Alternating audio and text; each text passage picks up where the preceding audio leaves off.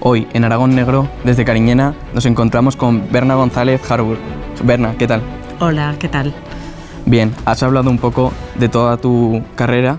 ¿Qué nos puedes contar? ¿Qué viene adelante? Bueno, de mi carrera, ¿qué te puedo contar? Que empecé muy niña escribiendo cartas, cuentos, poesías absurdas seguramente, y leyendo, siempre leí. Y yo creo que esa lectora y esa escritora niña fue la que se fue convirtiendo en periodista y en escritora, evolucionando evidentemente a lo largo de la vida, creciendo, pero siempre con la base de la lectura. Yo recomiendo muchísimo leer, porque para aprender a escribir y para aprender a tener una mirada hay que aprender a leer. ¿Qué nos puedes contar de la igualdad? Fuiste una pionera en su época. Actualmente, ¿en qué punto estamos?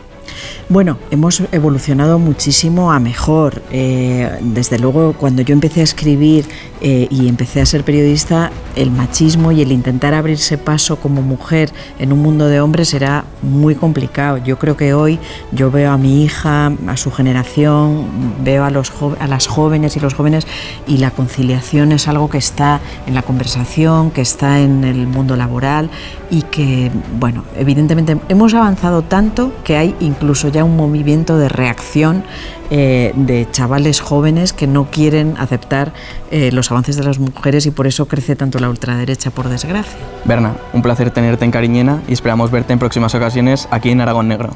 Gracias, porque ha sido estupendo venir a Cariñena, tener a Társila presentándome, un público estupendo, y además poder hablar de libros y poder hablar de periodismo, y muchas gracias, Aragón Negro.